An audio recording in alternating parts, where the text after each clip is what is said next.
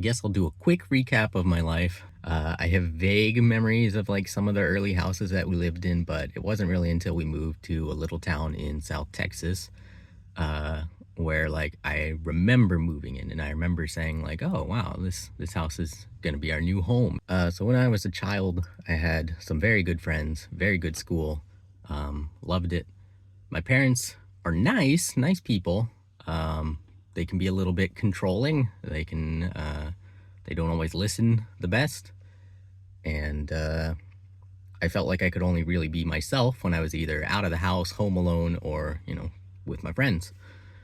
Um, in many ways, my friends were like brothers. I can't overemphasize how close we were. And I think that that's the part that a lot of people get hung up on or don't understand is that they were in some ways more my family than my family. When my parents told me that we were going to be moving for dad's work and there was nothing I could do about it, I mean, I tried. I tried to tell them what it would mean to me, what I was losing, and like that I wasn't going to be okay, that these people were part of my life, part of who I am. So it had been like 8 years, and from ages 5 to 12, which is like the main part of growing up. um, and so to me, it felt like my whole life was there. Uh, but they didn't really get it, and they made me move. And my first group of friends from Texas, I had kept up with on MySpace for a bit, but then I just lost touch with most of them when we transitioned from MySpace to Facebook because like they didn't need me. They had each other, they had their home, and they actually had another guy come in who basically replaced me.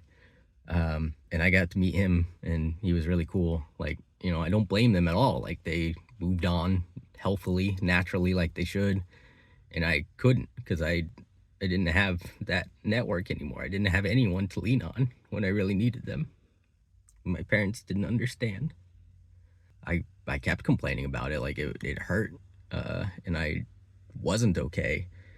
And I tried to tell them all that, and they, from their perspective, there was nothing. They weren't going to move back. They weren't going to send me back. There was nothing they could do. They just needed me to get over it. And so basically, I had to just stop complaining about it, even though it's always been a problem, and I've never gotten over it. And I still miss those people. I might have forged those kind of connections with the next group of friends, really. Like, we were getting super close. They're the friends who took me out to their grannies. And, out there, I could, again, be myself more than I could at home. And this time it was even more like, oh, well, this is different from anything I've ever seen before. This is kind of like a whole new thing. I don't even have to think about the old stuff anymore. But then we moved again. Um, and, by that time, I realized that friends just don't stick around, and that, even though I was again meeting nice people and making new friends in the new place, uh, it just didn't matter as much to me. Like, to me, that was just all surface level, and like, it was never gonna last. Um, but I did manage to stay in touch with the second group of friends, and we all went to Illinois. We thought we were more aligned than we were, and I thought that I was more ready than I was to move on when really I was still stuck on my first friends. And so, after living in some apartments together for a while, I got a house and invited everyone in to live with me. But like immediately, as soon as we all got in, different goals, totally different goals. They're like, oh, well, we want to have a garden. We want to have birds out back. We want to paint the living room. We're going to put all your medals up in the, over the fireplace. And I'm like, I don't want those there. I don't want any of this. But we weren't very good at communicating. And instead of slowing down to figure out what was happening, we kind of just plowed ahead until it exploded. And I had bought a new roof for the house because I thought, oh, we're going to be living here a long time. My friends are living upstairs. I don't want the old shitty roof collapsing on them. So after the house with my friends, I did some regrouping with family. First, I stayed with my older brother and his wife. But as part of selling my house, which had the new roof on it, I had to immediately pay off the roof, which I wasn't ready to do. So I had to borrow money from my brother to pay off the roof, to sell my house. And then I felt bad for both owing my brother money and living with him. So I moved even further south back to Texas with my parents. Yeah, the whole time I was living with my family, I was trying to think, what the hell happened?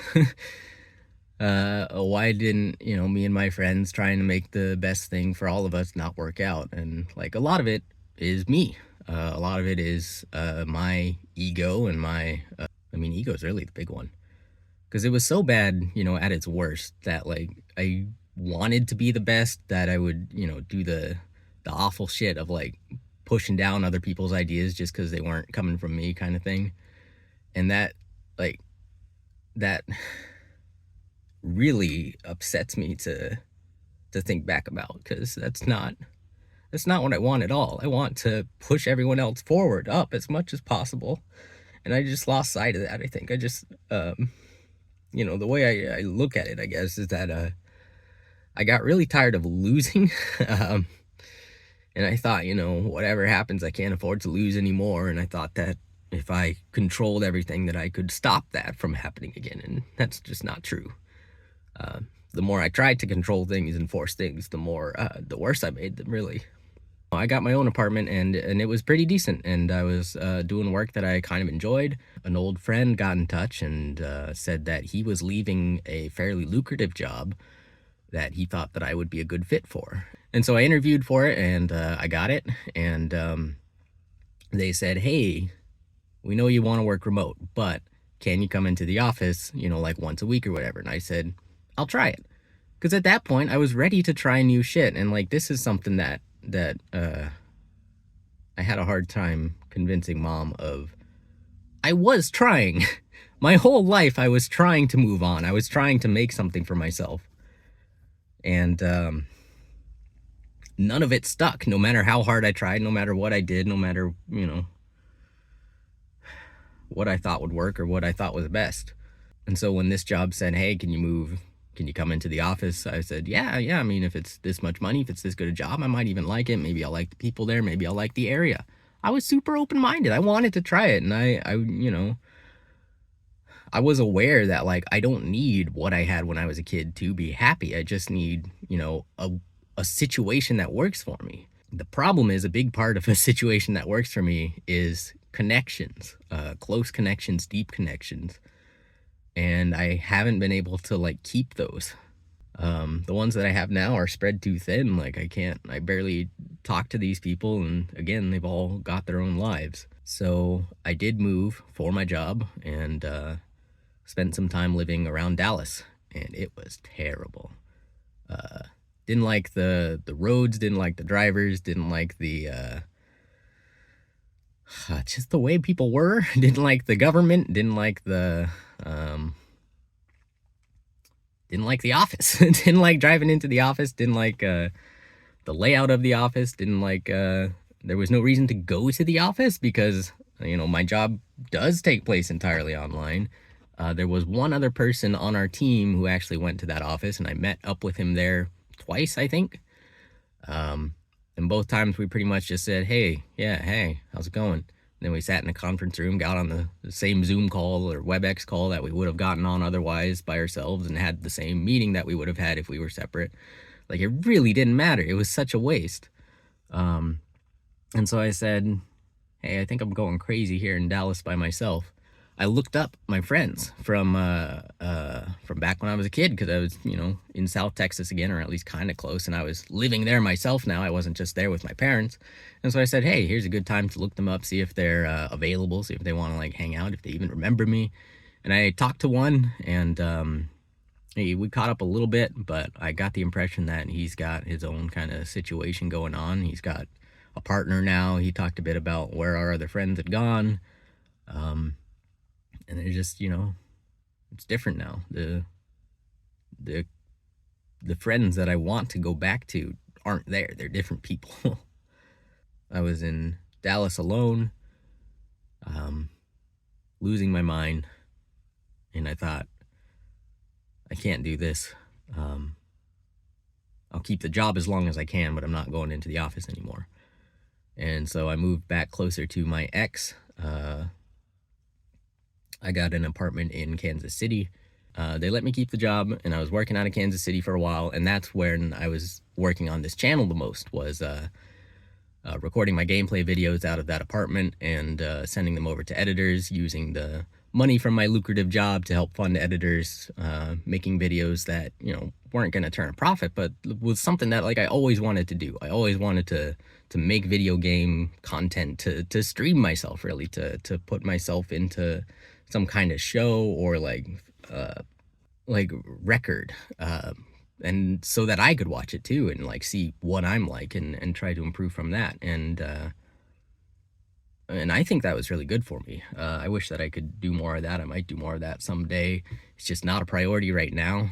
The apartment was a piece of shit. I did not like the apartment, and as much as I was enjoying my video game stuff, it felt like I was kind of reaching my limit, or like reaching kind of my own, like I couldn't figure out how to get better. I still didn't have the connections that I felt like I needed, even with my own family, even playing games with them online. And so I thought, well, where's the place where I've actually been like happiest that I could still go to? Because, the South Texas of my childhood isn't the same. And I thought of Granny's. And so I asked them, I was like, hey, if you guys are there, like it had been a few years by that point since our split. Could I come over and just like stay for a few months, like just for a while, hang out? And they said, yeah. And so I went, and Granny was there, and I'm gonna call him Uncle Friend. Uncle Friend was there. He's someone that's been there since, I was a kid. He lives there. Granny is his mom. And he's always been like an uncle. So, I call him uncle. I call Granny Granny, even though they're my friend's family. They're not technically mine. They always made me feel like part of the family. And when I moved back this past fall, they let me feel like part of the family again. And it was really good. It was really good for me, at least. I had a place to stay where I was happy, where I was talking to people that I love, and I wanted to plug into the community that time and actually, try to help everybody. And I thought it was going well, and I was feeling good, and I love the property out there. Like, I have a lot of pictures that I took, because I would go on a lot of walks, and there was just beauty around every corner, really. Like, you step back and you look at the whole thing, and there's a beautiful landscape. You crouch down and you zoom in, and there's all this stuff on the ground going on. Like, it's insane. It's really insane. And just having all that around to explore and walk around and like exercise in, and like it just felt really good. It was a natural way to be myself that I can't do in other places. And so what happened with that is Granny got sick. She'd been experiencing fainting spells for a while and some other weird issues that the doctors were having a really hard time diagnosing. And eventually they found leukemia. And so late last fall, November, I think, we got that news, and that she only had a few months to live. I went down to Texas for our family holiday trip. My family was still expecting me to be a certain way, and I just wasn't, and there was a lot of friction there. I still need to connect with my own family. That still hasn't fully happened yet. We'll get there someday, probably. I'm not entirely sure what happened here. The best way I can put it is the stress of taking care of Granny really got to everybody. And Uncle Friend asked me to leave. And he kind of gave me a reason, but it doesn't sit right with me. I don't think it's true. So I wish that I could talk to him more about it, and I hope to someday. For now, he's just not answering my texts, so I'm trying not to bother him too much, because he lost his mom this year. And, as much as I wanted to be there to take care of my granny, it's not actually my family. They let me believe it, and act like it until shit gets real, I guess, and then I'm just not, and then I'm expendable. Then I'm an obstacle. Then I'm a problem, and I need to leave. I didn't think I was. I need more information about what I did wrong there because I don't understand, and I don't know even what I would do differently.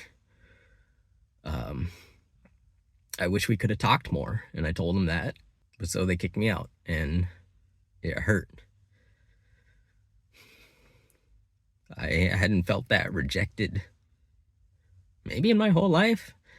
It put me right back to where I was when I was a 12-year-old or whatever, and mom told me in the car coming home from my friend's place that we gotta move. You're gonna say goodbye to all your friends, and we're gonna go somewhere new. But this time it was losing that home, and just really reinforcing that I don't have a home of my own. And I tried to tell my family, my mom, what was going on, and she reacted like it was my fault. Like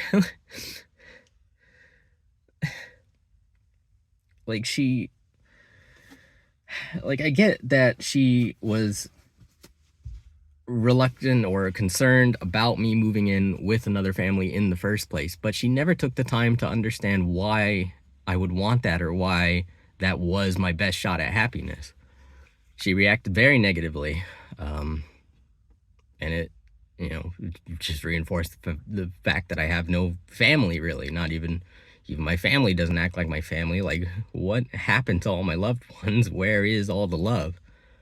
And I guess it's all in my ex, because he said that I could come here, and he said that I could stay here until I get better.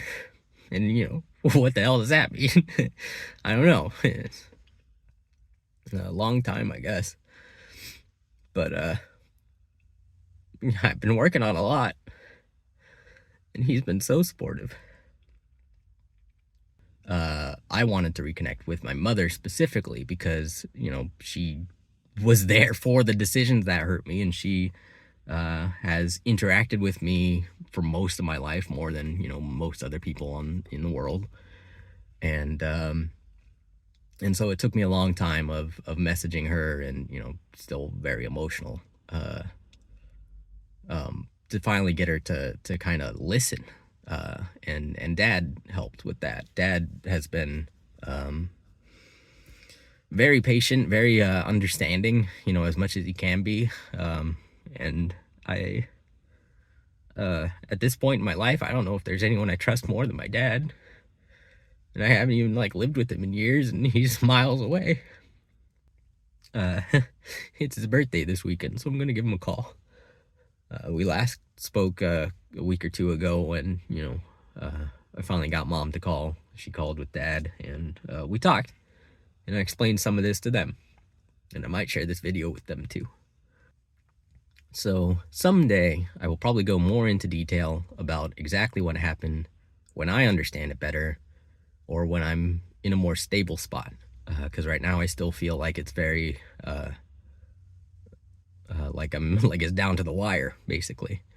I quit my job, the lucrative one that my old friend helped me get, because I just couldn't focus on it anymore. They still want me to come into the office, all the way through up to the end, but it just doesn't matter. I don't know when I'll get back to making videos regularly. I just feel like there's not a lot of demand for them. YouTube and Twitch are terrible platforms that get shittier every day. They hate their users. So I made my own website. You can go to snoopsqueak.com. You can watch all of my videos, or at least most of my videos. I'll get them all up there pretty soon. Ad-free, no memberships, no sponsors, totally free. Will that be sustainable? No, especially if it gets popular. So check it out while it's there. Additionally, I'm pretty sure that the videos there don't get muted. So there are some here on YouTube that got muted for copyright reasons. But, oops, all my videos are fair use. So, yeah, check them out. Uncensored. Snoopsqueak.com. The reason I didn't push it, even though I published it last fall, is because I haven't had time to make it decent. It still looks like shit. It probably doesn't work right on most devices, but the potential is there, I feel, to make something that is just less bullshit than Twitch and YouTube, and something that people can actually enjoy. But you know, I don't know how to do it myself. I'm not motivated right now to even work on my own website for me.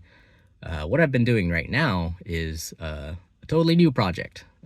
Something I've always wanted to do, my dream project, I guess you could say, which is a video game that I'm working on in Blender and Unity.